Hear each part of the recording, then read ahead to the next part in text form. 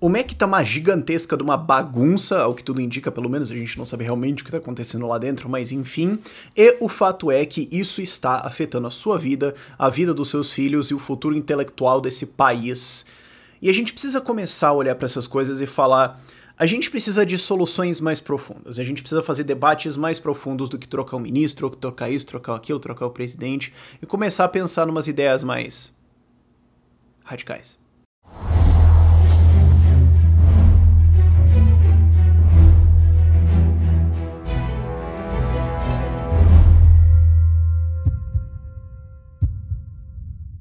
Então vamos lá para primeiro o fato e depois a análise um pouco mais profunda. O fato é, o MEC tá uma bagunça. Tem gente sendo demitida e se demitindo, e a gente não sabe se se demitiu ou se foi demitido, enfim, o que tá acontecendo lá. O Vélez pode ser saído ou não sei, fala, mas a gente não sabe realmente. E enquanto isso, 100 dias de governo, basicamente nada.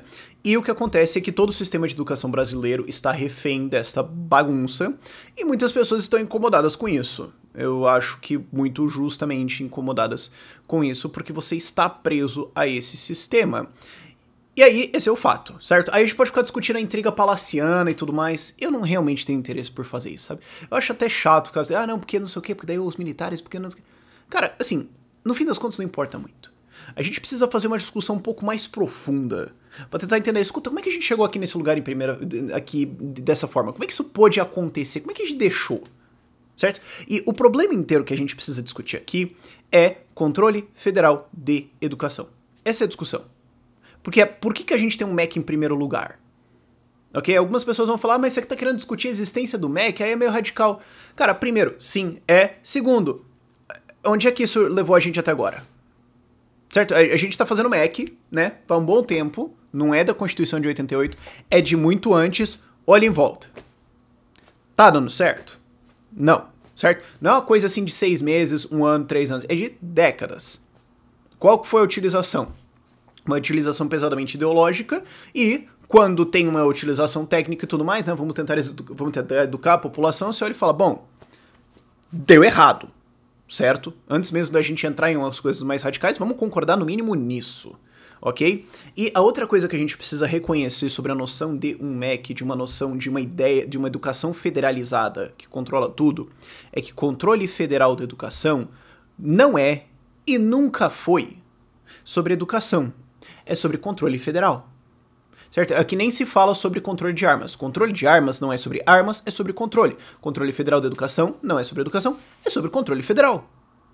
Basta ver quem criou essa estrovenga toda, quem ampliou essa estrutura toda, e é o Vargas, que é o cara que fez o quê? Controle federal. Controle ali dentro da capital, dentro de o presidente, dentro de uma figura que vai mandar no Brasil inteiro e controlar a estrovenga toda. Por quê? Porque o que você tinha antes era um sistema mais descentralizado, não só em educação, mas em várias outras coisas. Penal também tinha uma porrada de coisas diferentes. E o cara falou, não, eu quero mandar. Eu não quero que as outras pessoas possam ter ideias e ter outras formas de ensino e que pessoas imigrantes deem aula em outras línguas. Não, eu quero que seja o que eu quero e eu vou mandar. Essa é a origem do MEC. E não é só no contexto brasileiro. Não é. Pega o livro do Murray Rothbard sobre educação livre e obrigatória, é um livro curtinho, vai estar lá na descrição para você dar uma olhada também, que ele traça a história de educação controlada pelo Estado. Educação controlada pelo Estado não foi para assim, vamos ensinar matemática para as pessoas, vamos ensinar física, vamos ensinar literatura. Não, foi sobre controle e foi sobre criar tropas e foi sobre as pessoas não se revoltarem contra o Estado, contra o governo. É isso. Então a gente precisa começar a olhar para isso. E assim, não é sobre o Vélez, não é sobre os caras que estão sendo demitidos ou não, não é sobre o Bolsonaro. Eu tô falando isso aqui desde o governo Temer, eu tô falando isso aqui desde o governo Dilma. Pode botar o João Amoedo lá, eu ia estar falando a mesma coisa. O problema é você ter um órgão único ali que controla a educação para 210 milhões de pessoas no Brasil. De maneiras que quando você vai mudar alguma coisa, é um negócio paquidérmico, cheio de um processo político dentro, porque todas as pessoas lá dentro são agentes políticos. São educadores, pessoas bem intencionadas, com uma consciência de que uma nação são agentes políticos que vão usar isso para os interesses ideológicos, político-partidários e pessoais deles. Mas as pessoas fazem isso nas instituições privadas também. Mas você não é obrigado a pagar nem a participar. certo? Eu tenho um empório. Inclusive, vai ter degustação de cervejas esse sábado, amanhã, link vai estar lá na descrição, R$10 vai ter várias cervejas legais e tudo mais. Ele serve aos meus interesses. Se não gostou, não vai! Eu não te obrigo a tomar cerveja lá, eu não te obrigo a fazer nada. Ela serve os meus interesses e beleza. O problema é quando você é obrigado a participar disso. E é isso que a gente tem. A gente tem um ponto central de falha e de controle que vai servir os interesses de todas as pessoas políticas lá dentro, e como você tem centenas, se não milhares de pessoas participando de todo esse processo decisório, vai ser um caos desgraçado, não importa quem seja que você ponha lá. E aí, até pior que você fala, não, mas às vezes os caras podem se organizar em uma direção. Aí que você tem que se preocupar, cara. Porque você pode pensar assim, se você tem um monte de gente querendo usar o sistema de educação pra doutrinar, pra controlar, pra impor a visão deles e tudo mais, é até preferível, de certa forma, que todo mundo discorde e nada realmente aconteça. Porque daí o que acontece? Tem um monte de gente querendo várias coisas e nenhuma delas realmente acontece. O pesado é quando você tem todo mundo lá dentro de uma ideologia, só um negócio lá, e eles concordam e agora eles vão meter isso goela abaixo de todo o resto da nação. Aí, meu filho, aí que você vai ter que começar a se preocupar. Certo? É isso que nós temos.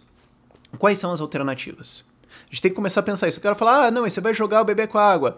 Cara, deu errado, velho. Então vamos jogar, esquece. O que você pode fazer?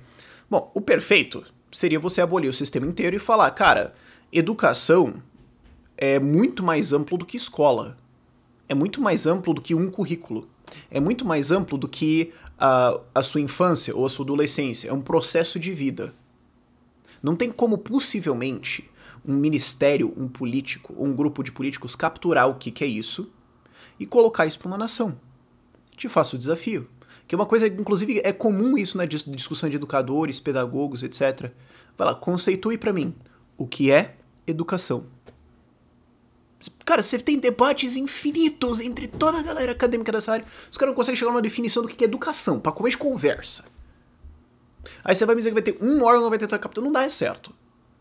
O ideal seria, você acaba com isso tudo e fala, ó, todo mundo pode inovar em educação, todo mundo pode inventar educação, todo mundo pode criar um sistema diferente. Aí se der errado, você quer que o seu filho seja burro? Até porque se você quer, também não adianta, certo? Porque se você quer uma porcaria dessas, primeiro, por que o cara vota, né? Porque você vai deixar o cara votar em primeiro lugar. Segundo, se você quer que o seu filho seja intencionalmente burro, não tem escola que vai te salvar, não adianta, velho, já era, esqueceu. Então isso aqui você pode dar por perdido até, comemos, ok? Agora, o que acontece? As pessoas têm interesse em educação. Tanto que você vê que nas coisas que não são reguladas pelo MEC, você tem uma brutal velocidade de inovação. Só vejo o que está acontecendo no ensino superior agora. O ensino superior está tendo que mudar inteiro porque você tem uma porra de competição fora. Só vejo que, cara, YouTube, eu aqui conversando com você. Uma plataforma que eu adoro também, Skillshare. Skillshare é tipo um Netflix de educação, você paga $10 por mês e acessa o que você quiser lá dentro, tem 25 mil aulas lá dentro. Certo? Isso são coisas que já estão sendo inovadas para mudar a educação. Ah, mas Rafael... Inclusive, se você quiser assinar o Skillshare, o link vai estar lá na descrição, eu acho um negócio mó maneiro. Mas a galera fala assim, ah, mas Rafael, você tem que entender que lá no interior, dos rincões do Brasil, onde é muito difícil, é outra realidade e tudo mais. E é impossível que 10 burocratas lá em Brasília consigam responder isso lá no interior do Amapá, no interior de Rondônia, no interior do Piauí e no interior de Santa Catarina. É impossível. Então o que você pode falar é passar isso para as pessoas locais e passar isso pra, se algum empreendedor, porque tem um monte de gente que fala, cara, eu quero melhorar a educação. Ah, você quer melhorar a educação para as pessoas pobres. Você quer inovar em educação para tentar entregar um sistema de educação barato e melhor que o atual lá no Agreste do Pernambuco? Quero. Então, cara, eu quero que você possa. Vai tentar. Tira o MEC de cima. Certo? O problema não é o ministro. O problema não é o presidente. O problema não é nada disso. O problema é a ideia de que você vai ter um ministério decidindo como vai ser uma educação para uma nação para 210 milhões de pessoas. Isso não tem como funcionar. Aí você fala assim, mas Rafael, você tá dizendo o quê? Que tem que colocar pro mercado? É isso que eu tô dizendo. Ah, mas educação não é mercadoria. Tá bom. Você tem essa mentalidade de que educação não é mercadoria. Aonde que isso nos levou até agora? Para começo de conversa. Segundo, não é nem uma mercadoria, na verdade é um serviço. Mercadoria não é um serviço. Se você está ensinando alguma coisa, isso vai ser sujeito a oferta e demanda. Isso vai ser sujeito a empreendedorismo, a inovação. Se você mata a inovação em educação, se você centraliza tudo em um cara em Brasília nomeado por outro cara que é eleito por uma minoria, porque nunca é a maioria que elege presidente, Se a gente tivesse isso pra jornalismo, você ia achar absurdo. Se a gente tivesse isso pra música, você ia achar absurdo. Se a gente tivesse isso pra construção civil, você ia achar a coisa mais imbecil do mundo. Se a gente tivesse isso pra produção de alimento, é óbvio que ia dar errado. Por que a gente olha pro Mac e fala... Não, pensando bem, se o cara tentar muito, vai que funciona. É claro que não. Esse é o problema. É uma centralização. Ah, mas Rafael, tá muito radical o negócio aí. Tá, eu sei que esse negócio privatiza tudo e tudo mais, que a gente pode fazer. Tá bom. Tá bom, vamos lá. Federalismo. Passe isso pros estados. Então aí você, ao invés de você ter 1, você tem 27. Eu gostaria que tivesse, assim, no mínimo uns 50 mil pessoas tentando inovar nisso. Mas 27 tá melhor que 1. Você pode passar isso pros estados. Você pode passar isso pro estado e falar, ó, estado, se você quiser passar pro município, você passa, bicho. Você faz o que você quiser. Entendeu? Você pode jogar isso pra frente, você pode fazer sistemas diferentes. Você faz federalização, você tem competição entre estados, você tem 27 caras inovando diferentes, eles podem copiar quem eles quiserem, eles podem ter uma educação perto da realidade deles, certo? Você pode passar isso para o município, você pode ir começando a descentralizar. O que a gente tem hoje é quase o extremo total do centralizado, e o que eu tô propondo é o extremo total do descentralizado.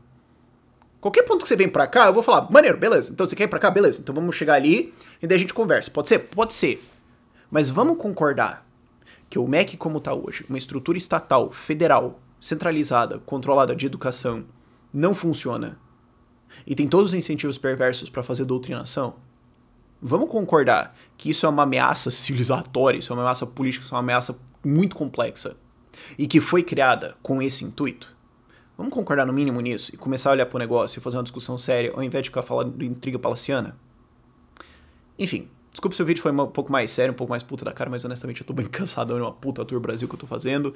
Daqui a pouco eu saio pra, inclusive, palestrar aqui em Curitiba, amanhã tem Fortaleza, depois tem Porto Alegre, Instituto Atlantos, né, vamos palestrar lá, depois tem o Fora da Liberdade, e depois, eu honestamente, nem sei mais tantos eventos que são, mas, inclusive, se você quiser descontos pro ingresso do evento do Atlantos, você pode usar o código Ideias Radicais no checkout, para ganhar um desconto também.